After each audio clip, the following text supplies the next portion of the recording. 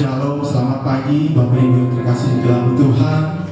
Untuk jemaat GBI Yerusalem dan GBI BJI Mangga 2, kita mengucap syukur biarlah pagi ini adalah pagi yang baru di mana Tuhan boleh memberkati.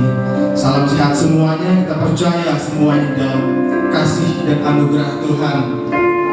Tidak terasa bahwa pagi ini kita tiba di bulan yang baru, bulan yang ke-7 di tahun yang 2020 Bapak Ibu. Kita percaya kasih setia Tuhan tetap untuk selama-lamanya. Baik, kita tundukkan kepala, kita berdoa dalam hadirat Tuhan. Bapa, terima kasih Tuhan, kami mengucap syukur Tuhan.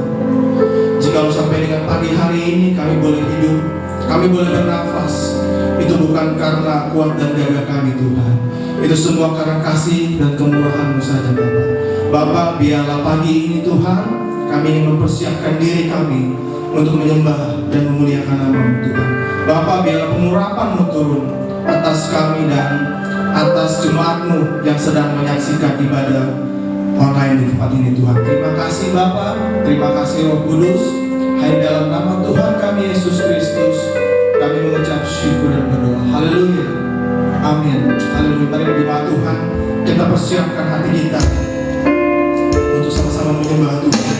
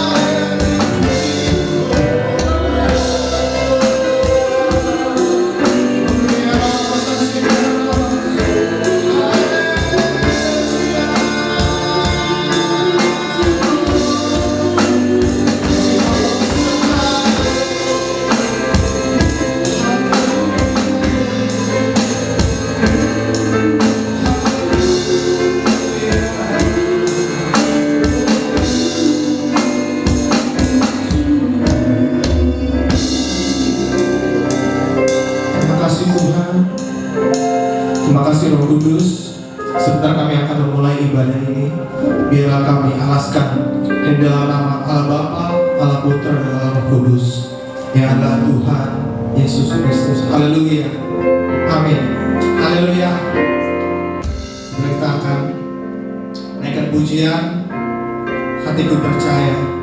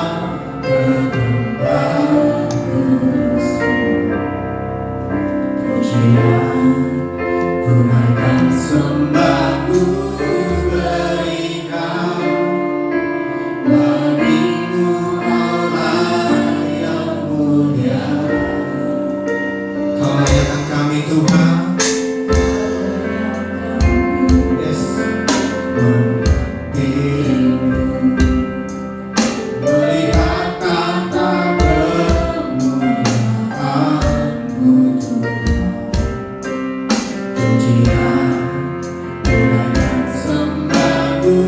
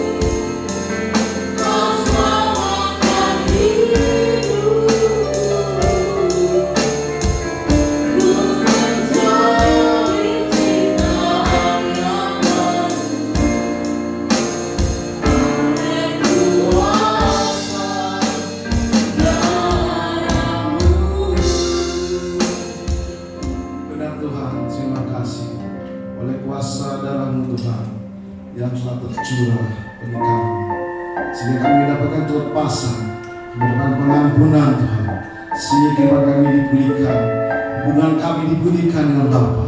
Terima kasih Tuhan. Inilah segala pujian dan penyembahan kami Engkau. Kiranya semua itu menjadi sesuatu yang berbau harum, semerbak dengan Engkau Bapa, dan menyukai hati Engkau Tuhan. Dan kami sungguh merasakan hadirat-Mu Tuhan. Tiba saatnya kami sama-sama akan menerima kebenaran firman Tuhan. Kiranya kebenaran firman Tuhan berkati kami semua, baik umat yang mendengarkan maupun bagi hamba yang menyampaikan. sama-sama diberkati oleh kebenaran firman Tuhan. Terima kasih Bapa, kami bersyukur, kami siap menerima firman Tuhan. Di dalam nama Tuhan Yesus kami berdoa. Haleluya. Amin. Ya. Shalom Bapak sekalian. Sehat semua, salam sehat. Ya, kita sama-sama telah memasuki bulan yang baru dengan semangat yang baru. Ya, walaupun di tengah-tengah pandemi yang terus meningkat, ya kita terus dipacu untuk apa? Untuk hidup lebih sehat lagi. Kita dipacu untuk lebih bisa menguasai waktu, menguasai diri, menguasai segi kehidupan kita agar dapat melewati pandemi ini dengan baik. Ya, dalam bulan Juli ini kita masih tetap kembali dalam ibadah online. Bulan depan jika kendaki kita masuk dalam ibadah di gedung gereja, tepatnya pada tanggal 2 Agustus nanti. Terus kita berdoa agar grafik daripada penyebaran boleh semakin menurun. Ya, dan kita terus pantau sama-sama bersama pemerintah, kita terus mengikuti akan perkembangan daripada virus ini. Ya, sekarang kita telah masuki bulan yang baru, bulan Juli. Kita telah berganti tema. Bulan lalu kita banyak bicara soal keluarga.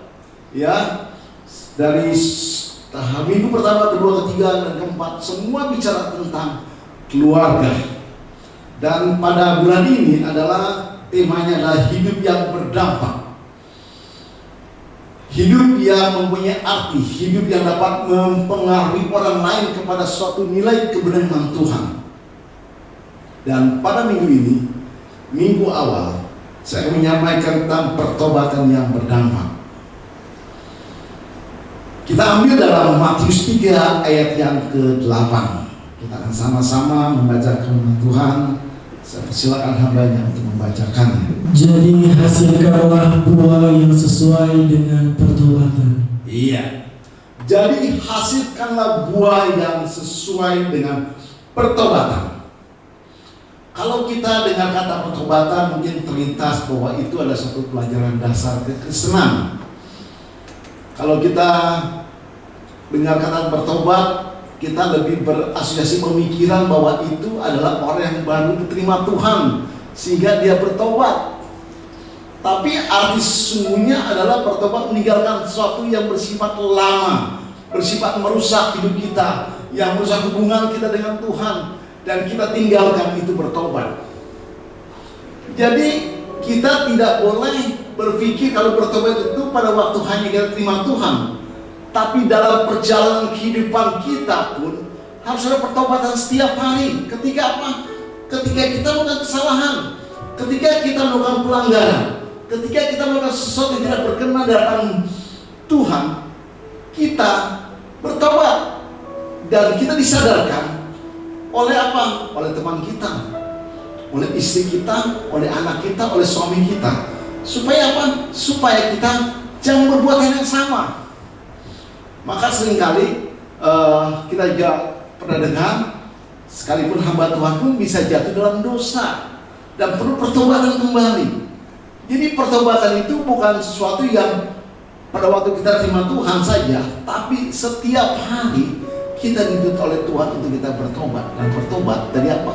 Dari hal-hal yang tidak berkenan di hadapan Tuhan yang kita lakukan secara sadar atau tidak sadar, yang seringkali kita lupa bahwa itu tidak berkenan. Maka oleh sebab itu, kalau melalui tema bulanan hidup yang berdampak diambil dari Matius 5 ayat 13 dan 16, itu bicara tentang garam dan terang dunia. Tuhan menuntut kita untuk menjadi terang. Tuhan menuntut kita menjadi garam. Garam dan terang itu mempunyai 3 unsur di dalamnya, yaitu memiliki suatu value atau nilai. Ketika garam atau terang tidak mempunyai nilai atau value, tidak akan berguna dikatakan. Garam kalau tidak ada asinnya lagi tidak berguna. Kalau garam tidak mempunyai suatu nilai lagi, tidak akan berguna. Demikian kehidupan kita. Ketika kita bertobat, ketika buah kita tidak dapat dinikmati orang lain, tidak ada artinya, tidak ada berdampak arti pertobatan kita. Yang kedua adalah ada unsur kekuatan atau power, di mana kehadiran kita mempunyai dampak, ada power kekuatan, sehingga orang merasa ada membawa pengaruh kepada lingkungan di mana kita berada. Itulah yang pertobatan Tuhan inginkan, menjadi garam dan terang dunia, supaya orang dapat merasakan ada dampak. Bahkan kita, orang dekat dengan kita pun, orang segan untuk berbuat dosa. Itu ada power, ada kekuatan yang luar biasa mempengaruhi orang-orang di sekeliling kita, baik anak, istri, suami, tetangga dan sebagainya, atau bahkan teman kita. Ketika kita bertobat, teman-teman kita pun yang dulunya melakukan suatu perbuatan yang lama, dia segan. Ya, sehingga ketika saya masih kecil, saya menjajal pernah merokok kretek, ya, dan saya tidak suka. Lalu saya suka biasa rokok kaum, ya, karena orang tua saya juga perokok kaum, sehingga mencoba, tapi saya tidak suka ya. Dan ketika saya aktif dalam gereja, ketika saya sudah mulai sungguh dalam Tuhan, teman-teman pun yang dekat dengan saya ingin merokok, dia merasa segan, rasa jangan dekat dia lagi, ya. Kalau kita merokok jangan dekat dia lagi, katanya. Jadi ada suatu power, ada suatu pengaruh untuk orang lain tidak berbuat hal yang tidak berkenan. Yang ketiga adalah ada unsur keteladanan. Ketika kita bertobat, ketika menyadari kesalahan kita, hidup kita akan menjadi suatu sentrik, pusat perhatian untuk dicontoh, membawa pengaruh, lalu hidup kita akan dijadikan contoh, sehingga ketika kita merasakan perubahan hidup kita sudah menjalankan suatu perubahan nilai-nilai rohani yang baik. Orang bisa berkata, aku ingin seperti dia yang mengalami perubahan. Rumah tanggaku, aku ingin seperti rumah tangga dia lah, mengalami perubahan melalui pembentukan dari Tuhan, melalui suatu hal yang baru yang Tuhan kerjakan dalam kehidupan dia. Aku ingin seperti dia ya, pola pikirnya. Aku ingin seperti dia ya, perilakunya. Ada perubahan, sehingga ada keteladanan yang dapat diikuti, dapat jadi panutan. Maka oleh sebab itu kita harus sungguh-sungguh bertobat. Dan bagaimana supaya pertobatan kita itu membawa dampak, membawa pengaruh, membawa satu pola keteladanan bagi orang lain. Sungguh keberdampakan atau kesaksian yang kita dapat berikan itu dapat dinilai oleh orang lain, bukan dari diri kita, tapi orang lain yang akan menilai apakah pertobatan kita setiap hari dapat dinikmati orang lain, terutama adalah orang serumah dengan kita, anak-anak kita, istri, suami, mertua, adik, kakak, family yang terdekat, tetangga dan sebagainya. Mereka adalah orang yang lebih dulu dapat menilai kita. Kalau orang jauh kurang bisa menilai, kurang tepat, tapi orang dekat kita, bahkan pembantu kita pun dapat menilai kita. Maka oleh sebab itu biarlah ada 4 hal yang harus kita pahami agar pertobatan kita yang setiap hari ketika kita sadar, aduh aku salah, aku harus bertobat, dan pertobatan itu membawa dampak. Harus kita pahami beberapa hal. Ada 4 hal yang kita harus pahami. Seperti kita baca dalam Matius 3 ayat 8 dikatakan, jadi hasilkanlah buah yang sesuai dengan pertobatan.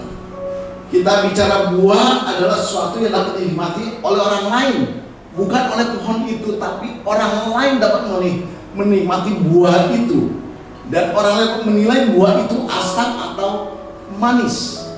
Maka oleh sebab itu biarlah kita boleh persembahkan hasil pertobatan kita menjadi buah yang manis, buah yang sedap, buah yang diinginkan, bahkan diharapkan oleh orang lain. Aku ingin buat kehidupan dia.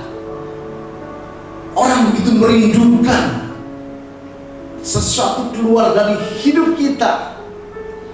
Orang lain mau ini menantikan ada satu hal yang indah keluar dari hidup kita. Itu yang Tuhan inginkan. Buat itulah yang Tuhan inginkan, yaitu kesaksian yang berdampak. Oleh itu ada 4 hal yang harus kita pahami. Pertama adalah membangun kerinduan menghidupi kebenaran. Kenapa saya memulai dengan kata kerja, kata membangun? Berarti ada sesuatu yang diusahakan, diperjuangkan, ada suatu kerja keras dari pribadi kita untuk dapat melakukan kebenaran. Oleh sebab itu, untuk kita dapat menghidupi kebenaran dalam setiap kehidupan kita, kita harus melangkah dengan kata belajar.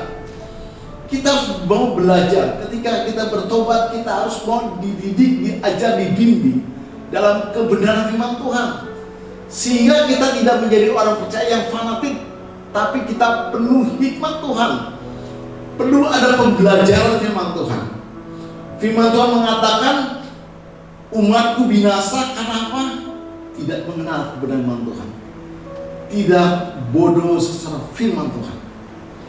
Bicara umatku adalah bicara orang percaya, bicara orang-orang yang bertobat, bicara orang yang telah terima Tuhan. Tapi kenapa bisa mereka binasa? Boleh diartikan bahwa keselamatan yang diterima oleh orang percaya atau umat Tuhan dapat terhilang ketika mereka juga tidak bertumbuh dalam pengajaran firman Tuhan. Saya sangat antusias sekali dengan program baca Alkitab. Maka saya tidak pernah putus asa. Saya bergairah sekali untuk mendorong jemaat Tuhan, baik di Yerusalem maupun di GBI Mangga 2. Yuk kita sama-sama belajar firman Tuhan setiap hari. Bapak Ibu boleh ikuti dalam grup WA gereja. Ada pembacaan firman Tuhan setiap hari, beberapa pasal. Ya, ini hari sudah sampai 2 Tawarikh dan juga kitab Raja-Raja. Tiap hari kita membaca firman Tuhan. Lalu ada perenungan sesuai dengan tema bulanan kita. Lalu ada puji-pujian yang di-share setiap hari. Ada pujian-pujian. Tidak lain adalah supaya kita mau belajar akan kebenaran Tuhan, supaya kita tidak menjadi orang yang bodoh di depan Tuhan. Kita ingat suatu peristiwa tentang orang kaya dan orang miskin. Orang kaya itu meninggal dalam kebodohan dia, meninggal dengan tidak mengerti firman Tuhan. Dia bisa menyuruh Abraham dan sebagainya. Sekali lagi, biarlah kita jangan bodoh depan Tuhan, tapi melainkan kita terus mau belajar akan kebenaran firman Tuhan. Lebih itu tolong bacakan Amsal 11 ayat yang ke-9. Dengan mulutnya orang fasik membinasakan sesama manusia, tetapi orang benar diselamatkan oleh pengetahuan. Orang benar diselamatkan oleh pengetahuan tentang firman Tuhan. Maka penting kita belajar firman Tuhan setiap hari, supaya kita tidak terkecoh oleh apa? Oleh tipu daya muslihat iblis. Firman yang ada di depan kita, yang awalnya logos, kita hidupi akan menjadi rema dalam kehidupan kita. Inilah hal yang pertama, agar pertobatan kita terus dapat berdampak di orang lain. Ketika kita mau apa? Mau membangun kerinduan menghidupi kebenaran dengan belajar firman Tuhan setiap hari. Yang kedua adalah membangun perasaan Kristus dalam hidup kita. Membangun perasaan Kristus dalam hidup kita. Bapak Ibu, ketika saya mengadakan bimbingan BPN, bimbingan pranikah, seringkali mereka menikah karena saling mencintai, sehingga dia akhirnya memutuskan untuk masuk dalam lembaga pernikahan. Lalu saya bilang, setelah kamu menikah, bukan kamu saling mencintai, tapi kamu terus membangun cinta itu, dibangun terus, supaya jangan sampai padam. Begini juga ketika kita mau berjalan dengan Tuhan, kita bertobat, meninggalkan jalan lama, menjadi kesalahan kita membangun perasaan Kristus dalam hati kita. Sehingga apa? Kita tidak sejahtera kalau kita berbuat kesalahan. Kita tidak merasa ada suatu sukacita yang hilang ketika apa? Ketika melakukan hal yang tidak berkenan dengan Tuhan. Maka itu dalam Filipi 2 ayat yang kelima, tolong dibacakan. Filipi 2 ayat yang kelima. Hendaklah kamu dalam hidupmu bersama menaruh pikiran dan perasaan yang terdapat juga dalam Kristus Yesus. Bukan hanya pikiran, tapi perasaan pun harus dibangun. Ya, perasaan Kristus. Ada suatu keterbebanan, ada suatu hal yang membuat kita merasa untuk kita lebih dekat lagi dengan Tuhan. Ketika kita melihat jiwa-jiwa haus akan kebenaran Tuhan, ada ketergerakan untuk kita mau memberikan firman bagi orang lain. Ketika orang dalam keadaan sakit, ada gerakan untuk kita mau berdoa untuk dia. Perasaan Kristus terus kita bangun dalam kehidupan kita. Inilah yang seringkali dilupakan. Yang penting kan saya sudah bertobat, sudah dibaptis, sudah menjadi orang Kristen, ya, sudah selesai. Biarlah kita tidak puas sampai pada level itu, tapi kita terus membangun perasaan Kristus melalui apa? Melalui keintiman, intimasi, melalui keintiman sehingga kita terbangun perasaan yang lebih mendalam. Bapak Ibu, kalau kita bersama istri atau bersama suami semakin dekat, semakin akrab, kita sudah mengalami suatu perasaan yang sama. Ya, tidak ada keraguan lagi. Karena apa? Kita mengalami suatu keintiman bersama pasangan hidup kita. Sehingga apapun yang tidak disukai atau yang disukai oleh pasangan kita, kita tahu. Begitu kita juga dengan Tuhan. Ketika ada membangun hubungan perasaan dalam kehidupan kita, kita tahu apa yang Tuhan inginkan, kita sadar apa yang Tuhan larang di depan kita, sehingga menjadi satu kemis sejalan dengan perasaan Tuhan dalam depan kita. Itu yang membuat potensi berdampak kita semakin besar, semakin orang rasakan, sehingga orang bisa melihat suatu karya Tuhan dalam depan kita. Kenapa? Kita membangun perasaan Kristus dalam kehidupan kita. Itu kedua. Yang ketiga adalah membangun komunitas yang sehat. Boleh dibacakan 1 Korintus 15 ayat yang ke-33. Janganlah kamu sesat, pergaulan yang buruk merusak kebiasaan yang baik.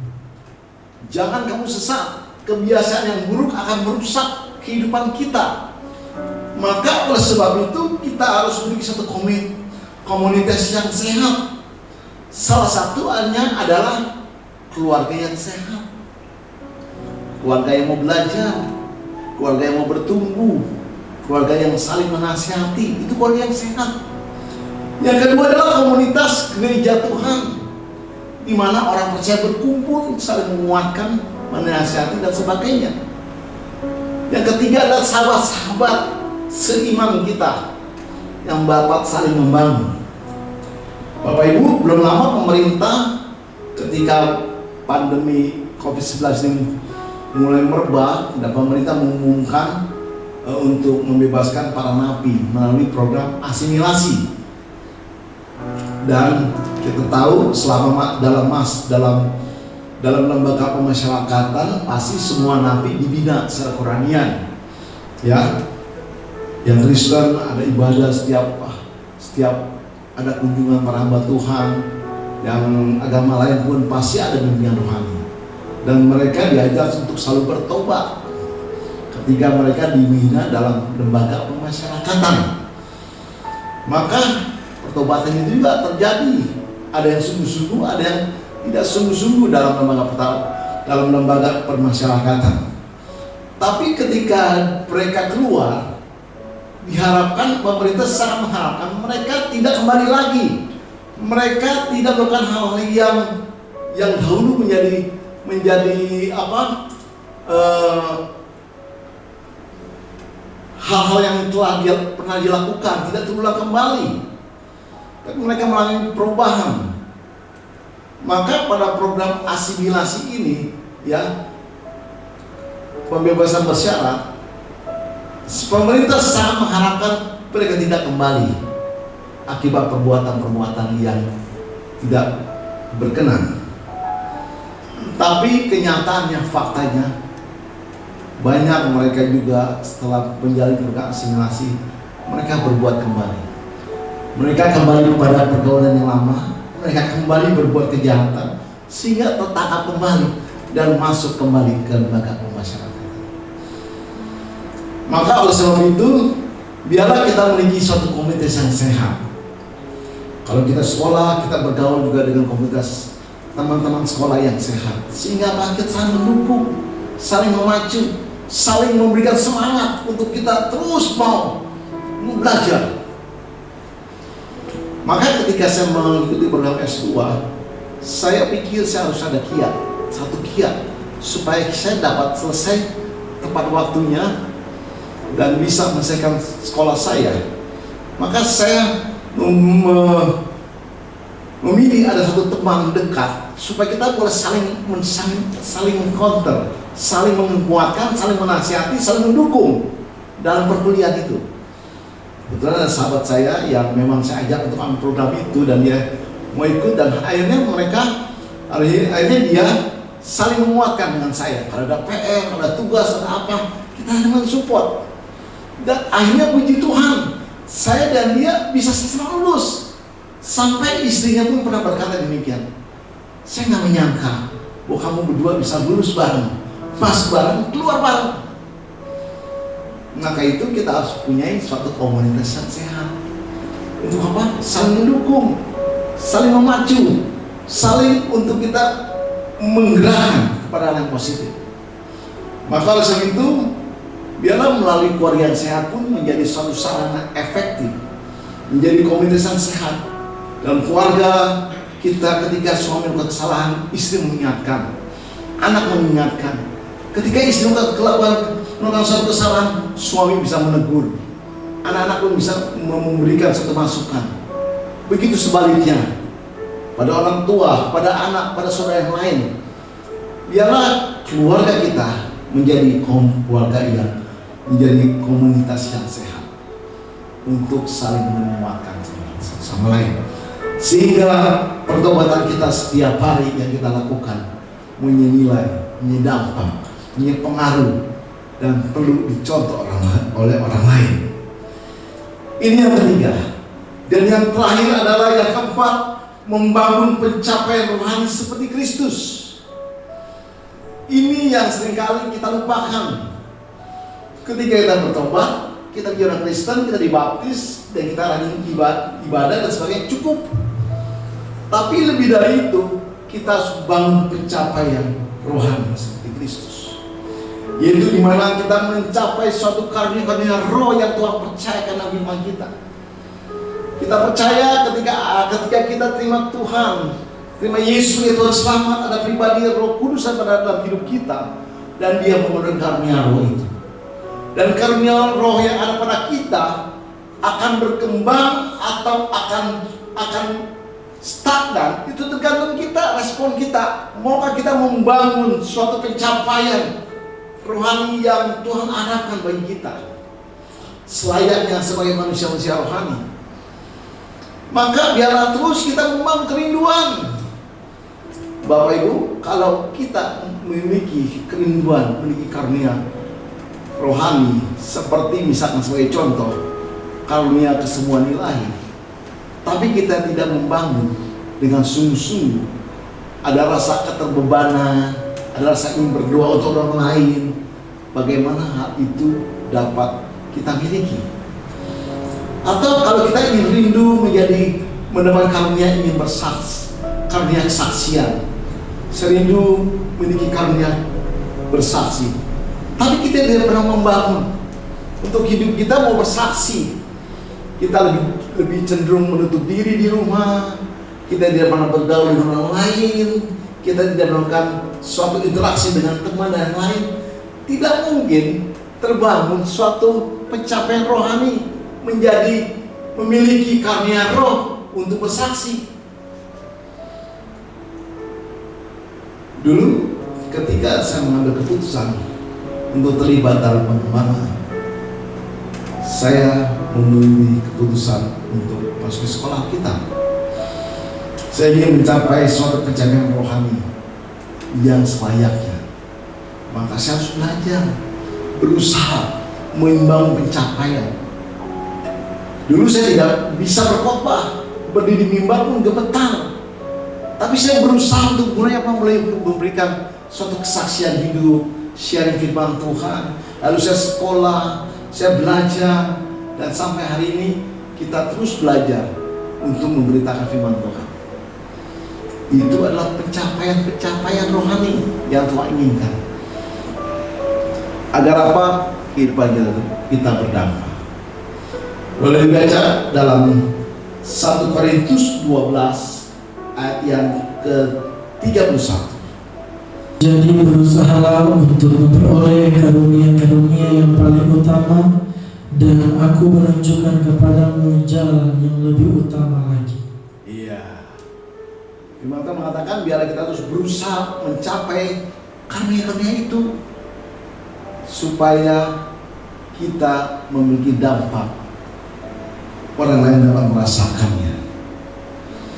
Ya, ini suatu pencapaian yang Tuhan inginkan, pencapaian rohani yang Tuhan inginkan untuk kita semua. Ya, inilah 4 hal yang harus kita pahami, yang dapat saya sharingkan pada pagi hari ini, supaya pertobatan kita setiap hari, ketika kita melakukan kesalahan, ketika kita melakukan satu hal yang benar-benar Tuhan, ketika kita melakukan sesuatu yang menjadikan orang lain, dan kita bertobat, kita mohon maaf, kita meminta ampun, dan kita rindukan hasil dari pertobatan itu, orang lain merasakan dampaknya, buahnya, melalui 4 hal yang kita pahami. Yang pertama adalah membangun kerinduan menjadi kebenaran dengan belajar firman Tuhan. Yang kedua adalah membangun perasaan Kristus dalam hidup kita. Yang ketiga adalah membangun komunitas yang sehat, mulai daripada keluarga, gereja Tuhan, lingkungan. Yang keempat adalah membangun pencapaian rohani seperti Kristus. Karena dalam Roma 8 ayat 29-30 pun mengatakan bahwa kita telah ditentukan sejak semula untuk serupa dan segambar dengan Kristus, yaitu anaknya. Untuk serupa dan segambar, itu pencapaian rohani kita semua. Tidak boleh tidak, semua itu harus mencapai hal itu.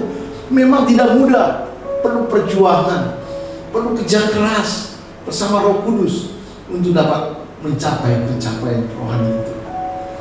Biarlah melalui 4 kebenaran firman Tuhan pagi ini boleh memberkati kita semua, sehingga pertobatan kita tidak menjadi sia-sia, sehingga pertobatan kita menjadi berkat bagi orang lain, bagi keluarga kita, bagi lingkungan kita, bagi teman-teman kita semua. Terlebih lagi dalam menghadapi masa-masa yang cukup memprihatinkan dalam pandemi COVID-19 ini, ya, kita terus dididik untuk kita menurut akan kebenaran firman Tuhan.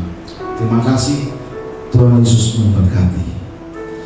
Mari kita berdoa. Tuhan, terima kasih adalah firman yang dapat kami sharingkan pagi hari ini.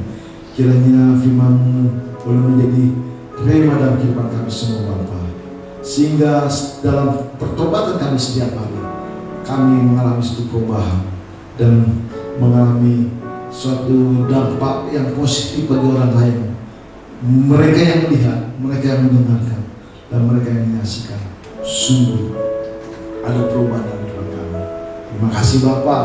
Sebentar kami akan ikuti sakramen perjamuan kudus. Kiranya roti dan anggur menjadi lambang persekutuan kami dengan tubuh dan darah Engkau, Tuhan. Terima kasih Bapa. Kami siap mengikuti sakramen perjamuan kudus. Di dalam nama Tuhan Yesus kami bersyukur. Haleluya. Amin.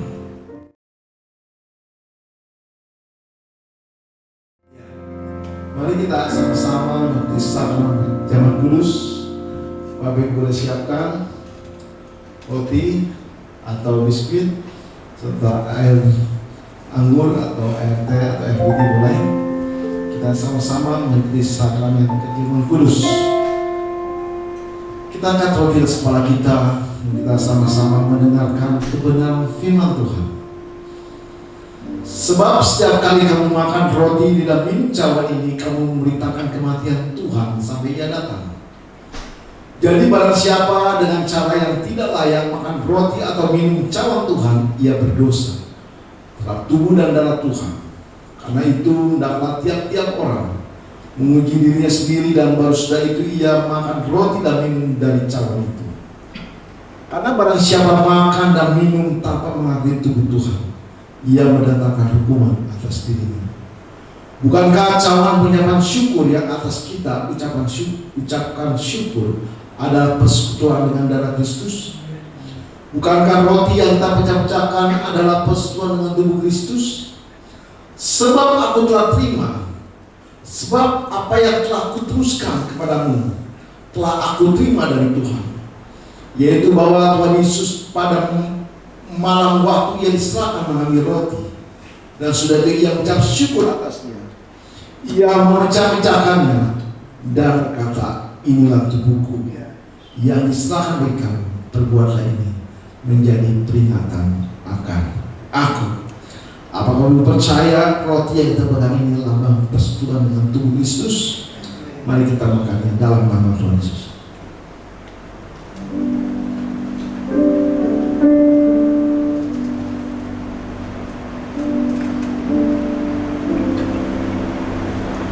Mari kita angkat cawan atas kepala kita.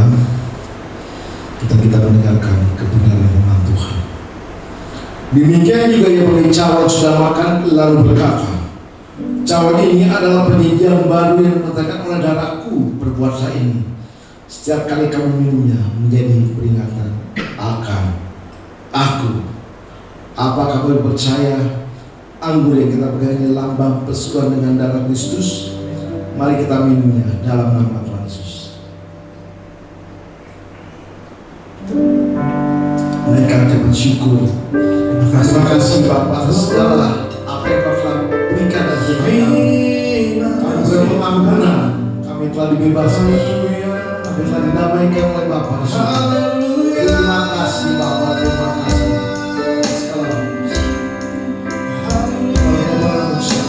Terima kasih Bapa, terima kasih.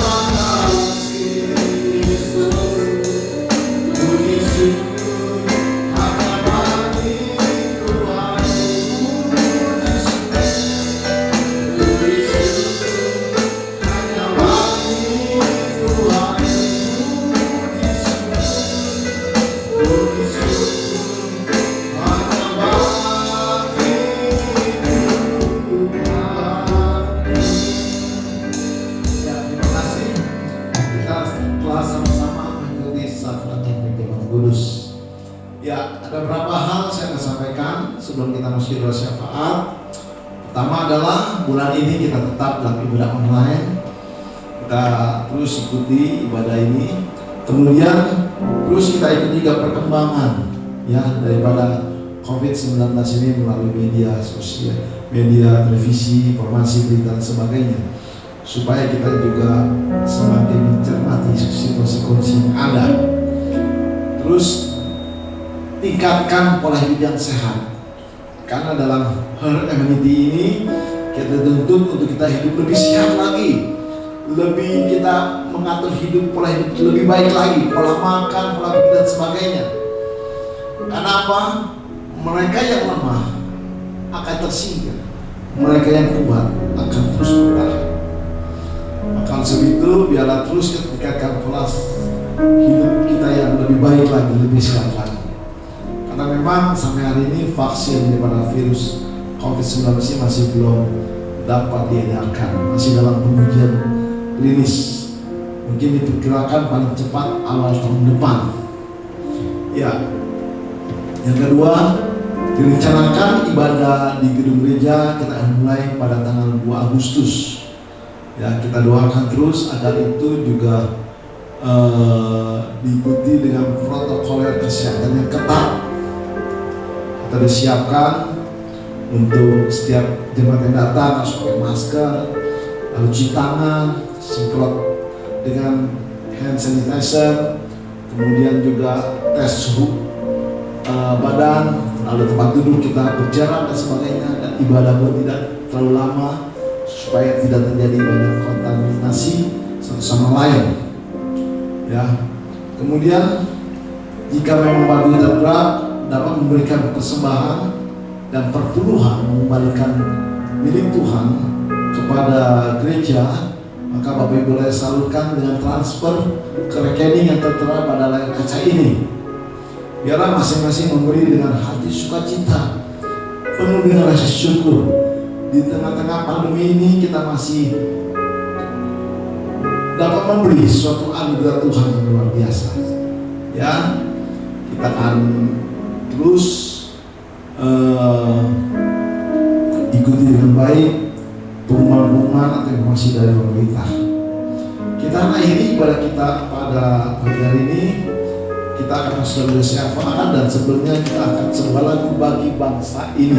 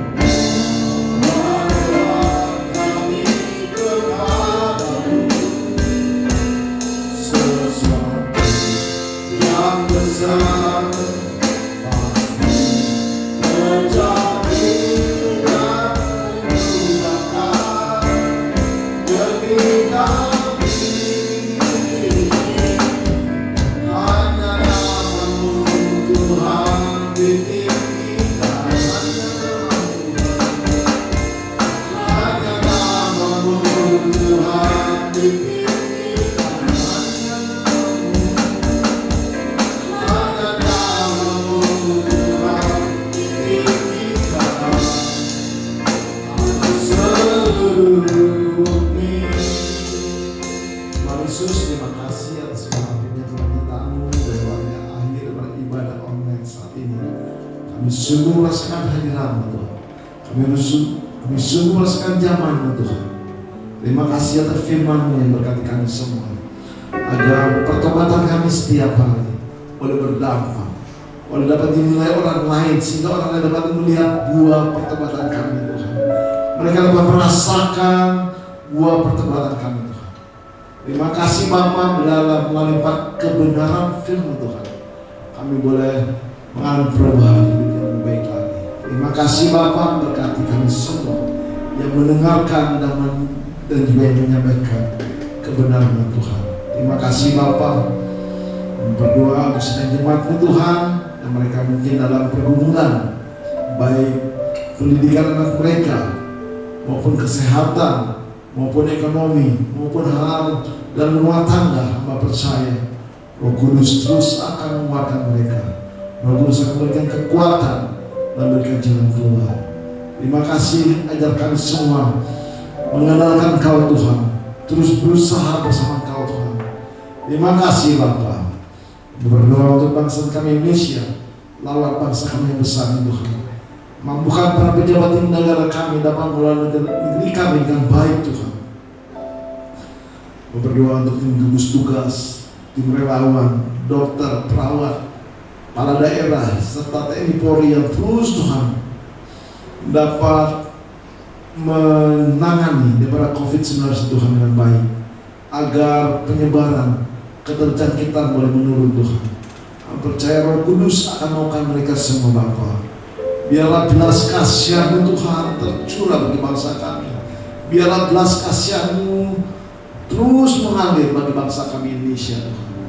Terima kasih Bapa. Berdoa untuk para tim dokter yang berusaha untuk menjalankan uji klinis terhadap vaksin COVID-19 Tuhan boleh berjalan dengan baik Bapa, agar kami semua boleh segera mendapatkan vaksin Tuhan.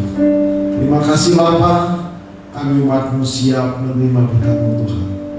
Mari sidang jemaat Tuhan yang saya kasih, kita mengatakan Arahkan hati dan pikiran kita kepada Kristus sebagai kepala gereja dan menjadi pusat kebenaran hidup kita.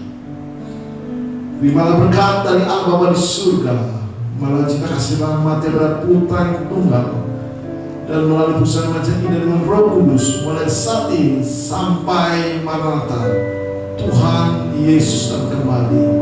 Di dalam nama Tuhan Yesus Kristus kita semua yang percaya dan telah menerima berkat Tuhan, mari kita sama-sama katakan amin.